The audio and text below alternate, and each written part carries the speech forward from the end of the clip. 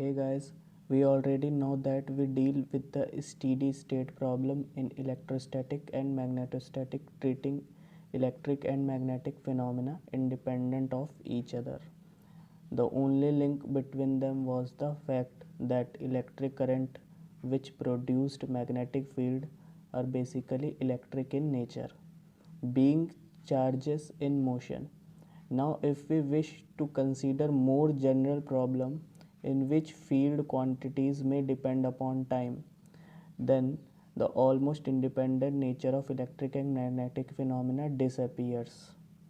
Time varying magnetic field give rise to electric field and vice versa.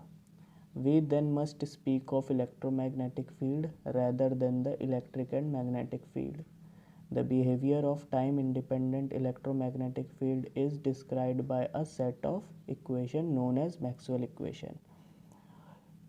And we know that Maxwell equation are given by divergence of E is equal to rho upon epsilon naught, divergence of B is equal to 0, curl of E is equal to minus del B by del T, curl of B is equal to mu naught epsilon naught del E by del T.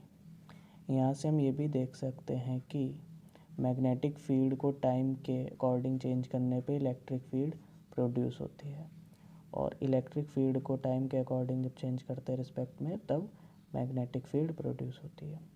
तो हमें Maxwell equation में जो आज का hot topic पढ़ना है वो पढ़ना है कि मैक्सवेल ने एम्पियर सर्किटल लॉ में क्या चेंजेस किए थे, उसे किस तरीके से मॉडिफाई किया था, और डिस्प्लेसमेंट करंट का जो टर्म है वो कैसे दिया था। तो आज की इस वीडियो को आगे बढ़ाते हुए देखेंगे कि एम्पियर सर्किटल लॉ जिसमें मैक्सवेल ने मॉडिफाई किया था वो क्या होता है। हम जानते हैं कि I equal to H dot D L integral में इसको हम इक्वेशन 1 मान लेंगे, और हम ये भी जानते हैं कि I equal to J dot D S. J जो है करंट डेंसिटी है, आई जो है क्यू बाई टी, तो क्यू बाई टी को आई लिख लिया। अब आई और आई 1 और 2 इक्वलेंट हैं तो दोनों को बराबर कर लेंगे। अब हम स्टोक्स थ्योरम एक फिज़िक्स में पढ़ते हैं जिसके अकॉर्डिंग हम लाइन इंटीग्रल को सरफेस इंटीग्रल में चेंज कर लेते हैं, और जो डॉट है वो कर्ल में चेंज हो जाता है। तो लाइन इंटीग्रल था उसको सरफेस इंटीग्रल में चेंज कर दिया और इक्वेशन नंबर 4 नाम दे दिया इसको। अब क्या करेंगे, इक्वेशन नंबर 3 एंड 4 ये इक्वलेंट है, इसको इक्वलेंट कर देंगे।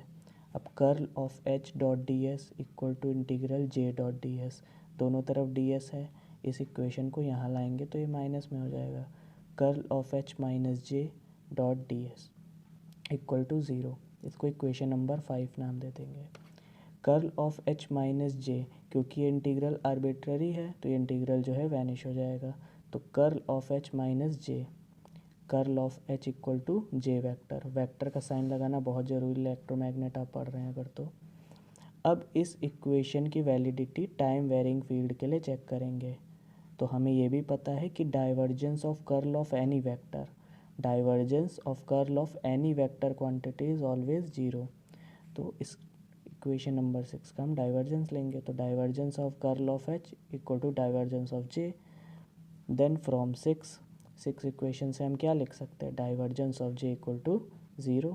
If divergence of curl of H equal to 0 then divergence of j is also equal to 0.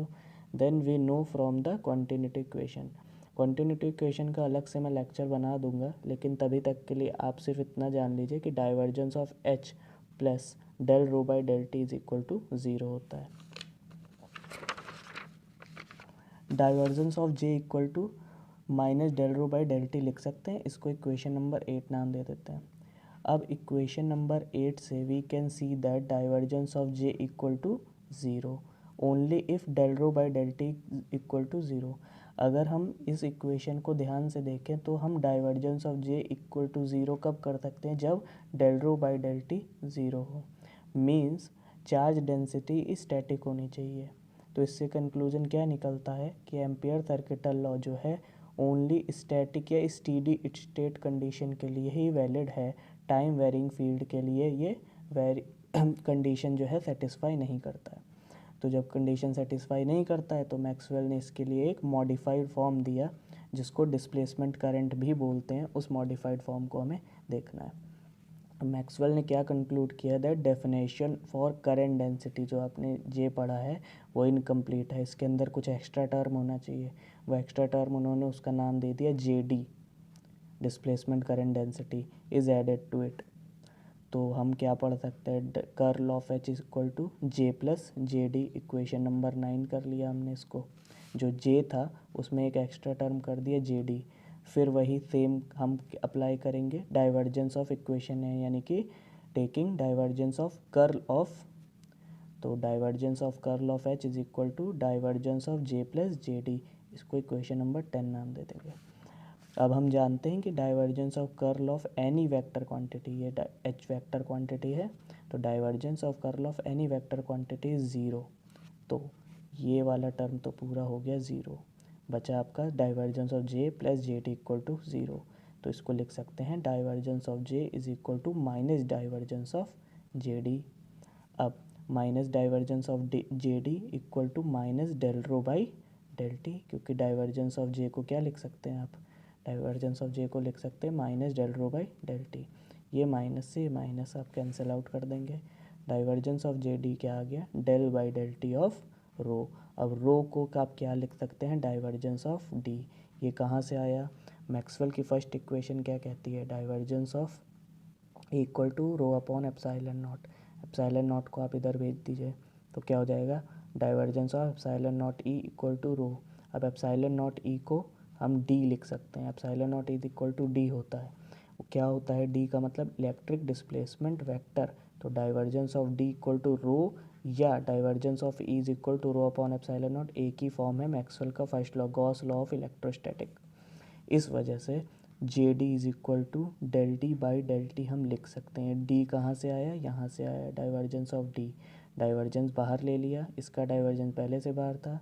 Divergence of J D equal to del by del T divergence of D, दोनों के divergence cancel out हो गए, J D equal to del D by del T. ये जो है हमारा extra term आया था जो हमने मैक्सवेल ने यहाँ पे ऐड किया था जे डी। अब ये जे डी में del D by del T क्या है, this is called displacement current because it produces when electric displacement vector D changes with time. जब इलेक्ट्रिक डिस्प्लेसमेंट वेक्टर टाइम के साथ चेंज होता है तो इस टाइप की करंट को बोलते हैं डिस्प्लेसमेंट करंट, क्योंकि एक जगह से दूसरी जगह डिस्प्लेस हो रही है। और इस तरीके से मैक्सवेल ने जो है एक्स्ट्रा टर्म दिया था इलेक्ट्रिक डिस्प्लेसमेंट वेक्टर या डिस्प्लेसमेंट करंट का, जो मैक्सवेल की एम्पियर सर्किटल लॉ को मॉडिफाइड करके आया है। Thank you.